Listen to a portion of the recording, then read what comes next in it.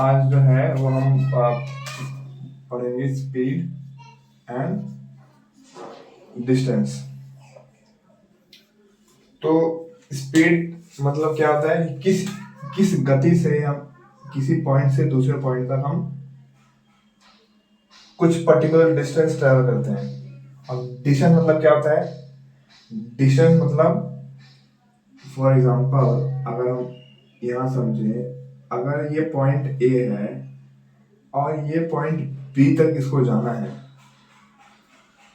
तो या तो ये उड़ के जाएगा या फिर ये चल के जाए या फिर किसी मीन से अगर ये पॉइंट बी तक पहुंच रहा है, तो उस पाथ में जितना वो पाथ कवर कर रहा है एक पर्टिकुलर पॉइंट से दूसरे पर्टिकुलर पॉइंट तक पहुंचने के लिए, उसको क्या बोलते हैं?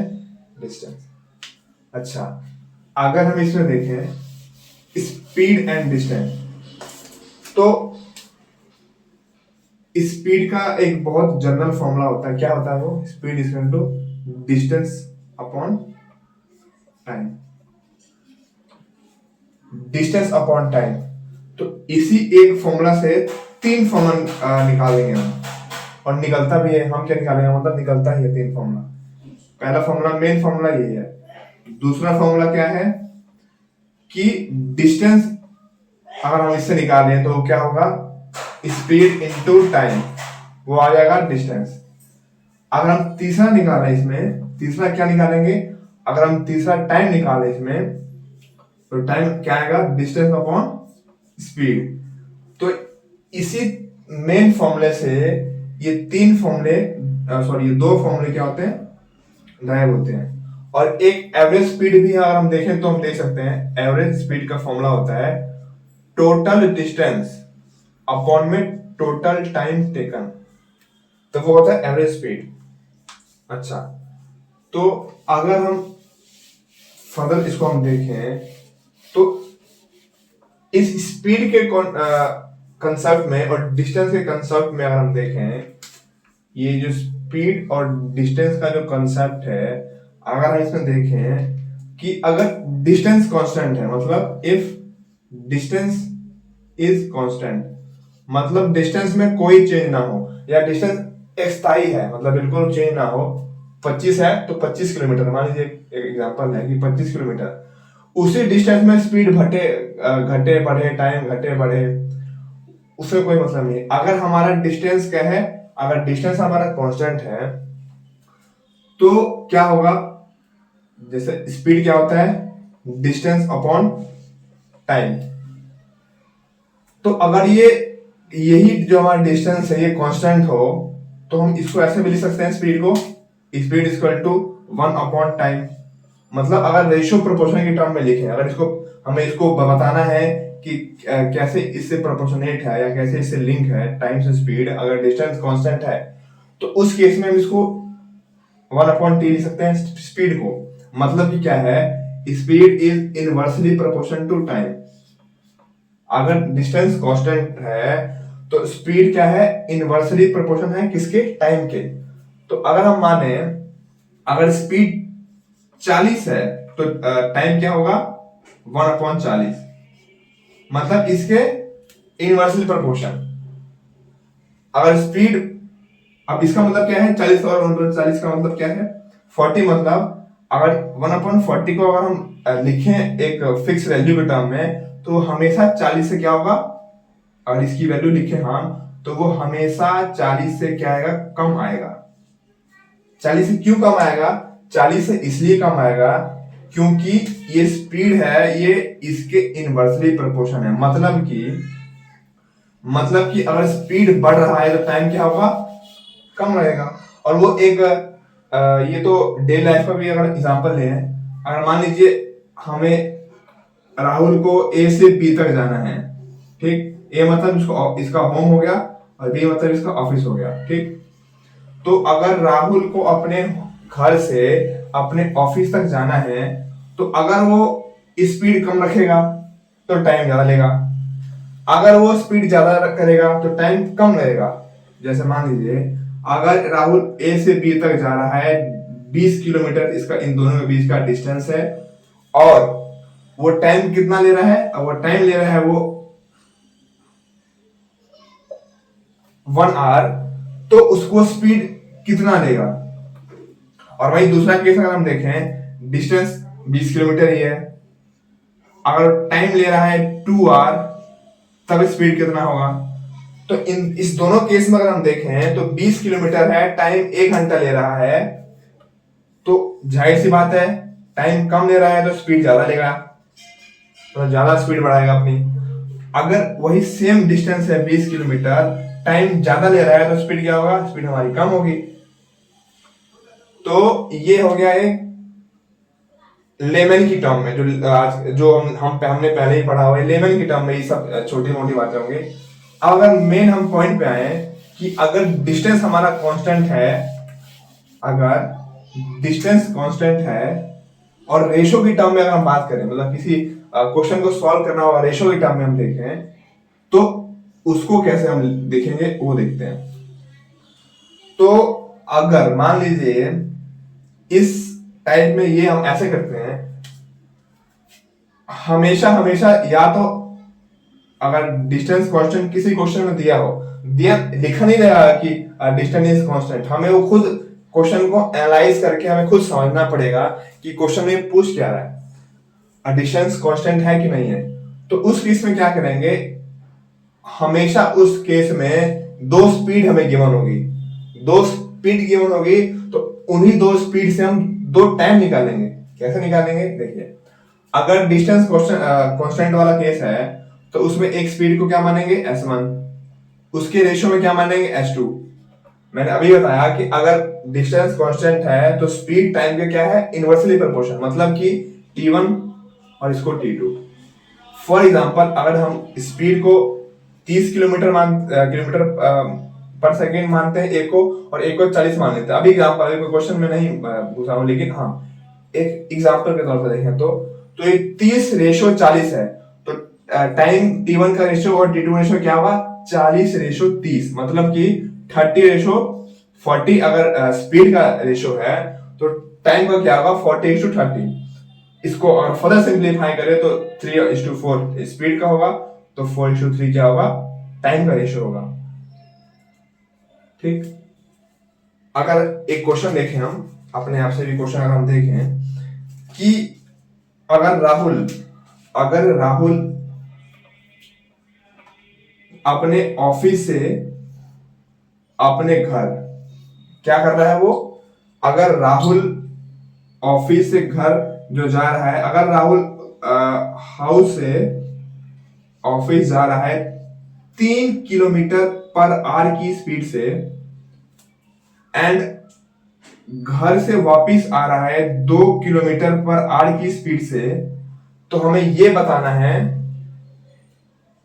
कि टाइम कितना लेगा वो।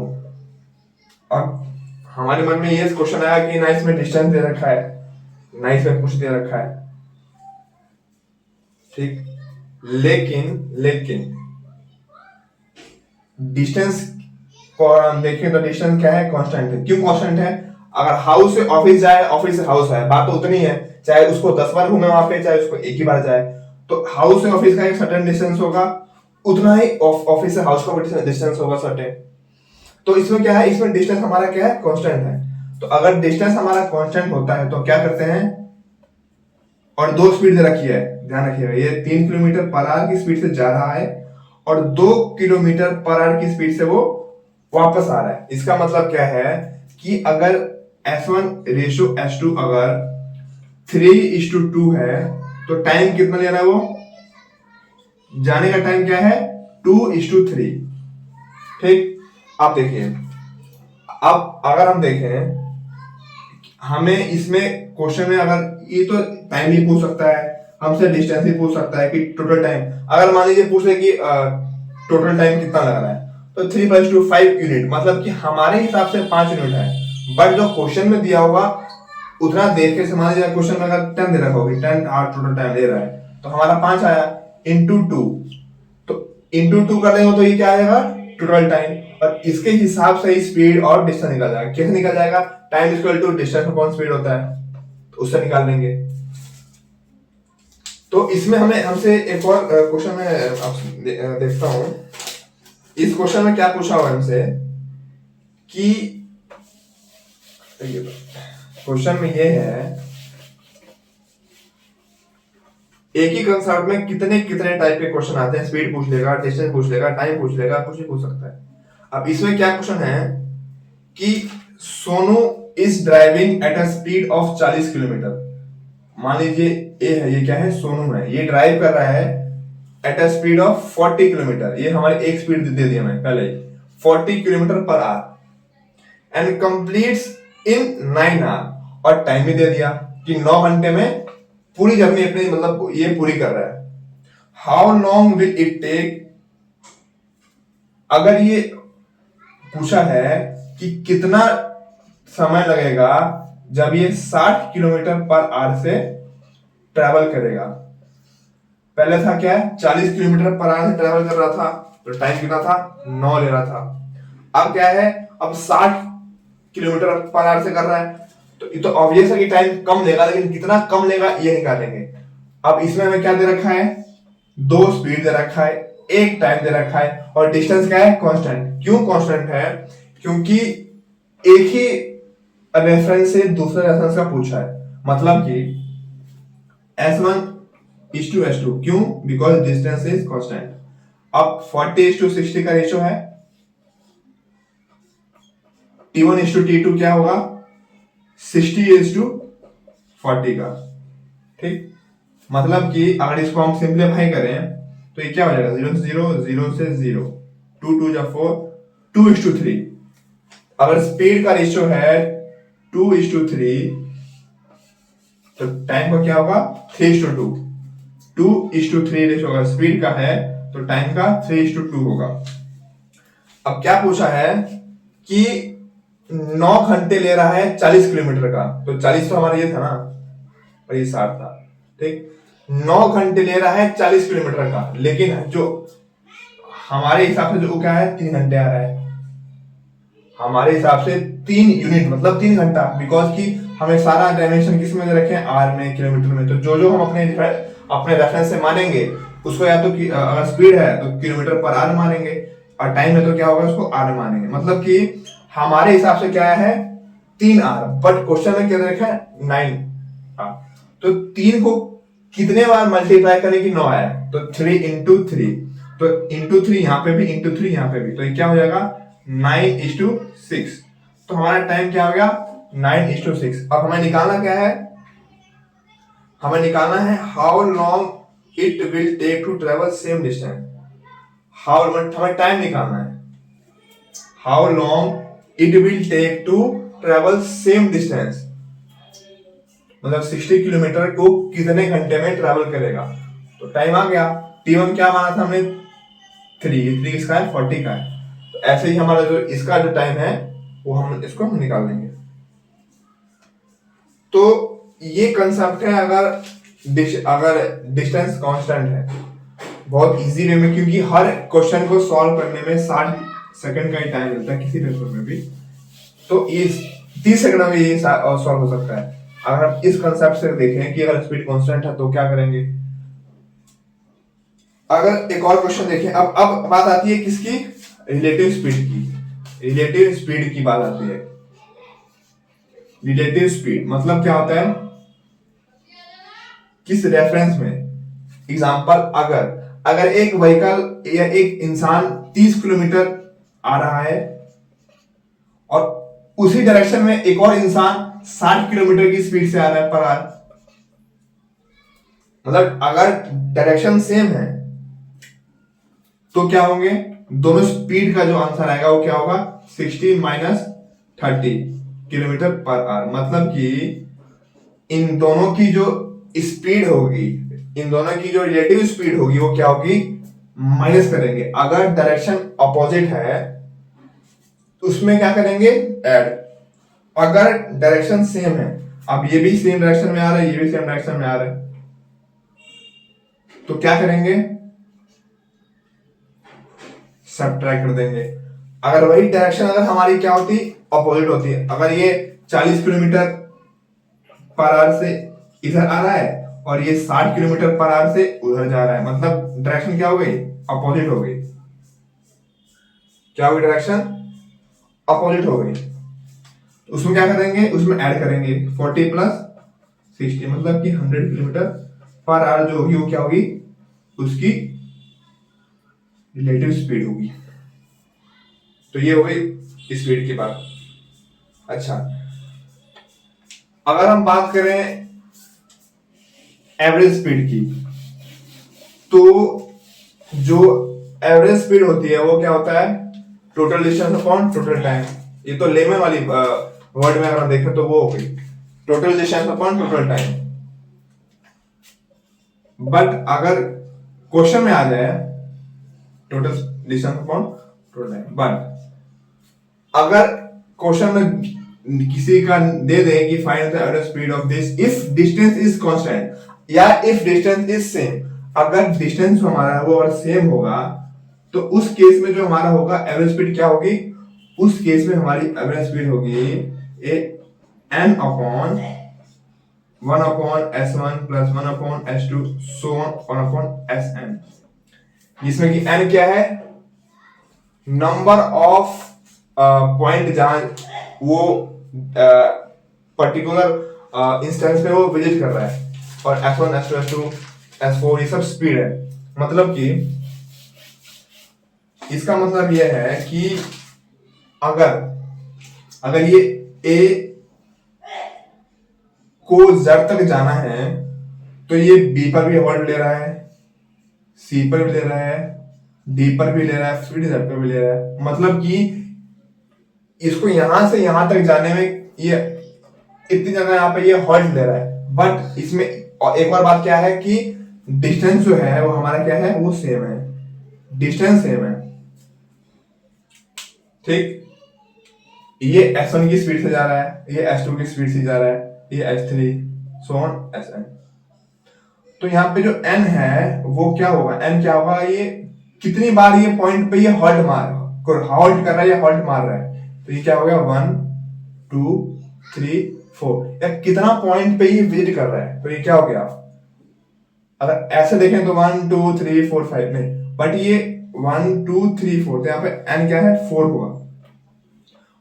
और ऐसा मतलब कि कितने भी नंबर ऑफ स्पीड, अगर मान लीजिए अगर यहां देखें हम, तो अगर ये 3 की स्पीड से, ये 2 की, ये 5 की, ये 4 की, तो हम अगर हम पूछते कि बताओ ए से जेड की एवरेज स्पीड क्या होगी, तब उसमें क्या करेंगे, उसमें हम ये करेंगे कि A S equal to average speed equal to N upon 1 upon s1 plus 1 upon s2 1 upon s3 1 2 3 1 upon s4, s4 तक ही तो है, यानी क्या है 4, 1 upon s1 1 upon 3 plus 1 upon 2 plus 1 upon 5 plus 1 upon 4। तो जो इन सबको सॉल्व करके आंसर आएगा वो हमारा क्या होगा, एवरेज स्पीड होगा किसका, A to Z। वो क्या होगा, हमारा एवरेज स्पीड होगा जब हम A to Z ट्रेवल करेंगे उसका। तो आई होप कि आपको ये सब कंसेप्चुअल जो चीजें हैं, जो आज जो बताया है, क्या बताया है इसमें, 3-4 ही चीजें बताई हैं। 3-4 चीजें इसमें ये बताई हैं कि अगर डिस्टेंस कांस्टेंट है, तो अगर डिस्टेंस कांस्टेंट है तो उसमें टाइप में क्या करेंगे, रेशियो में क्या लेंगे। दूसरा बताया कि रिलेटिव स्पीड है तो क्या होगा, अगर ऑपोजिट डायरेक्शन में है और सेम डायरेक्शन में है तो सेम में क्या करेंगे और ऑपोजिट में क्या करेंगे, वही बताया आपको। तीसरा है एवरेज स्पीड, उसका फॉर्मूला बता दिया, n upon 1 upon s1 plus 1 upon में s2 टिल 1 अपॉन sn। तो ये 3 ही कंसेप्ट आज बताए हैं और होप कि आपको समझ में आया होगा ये।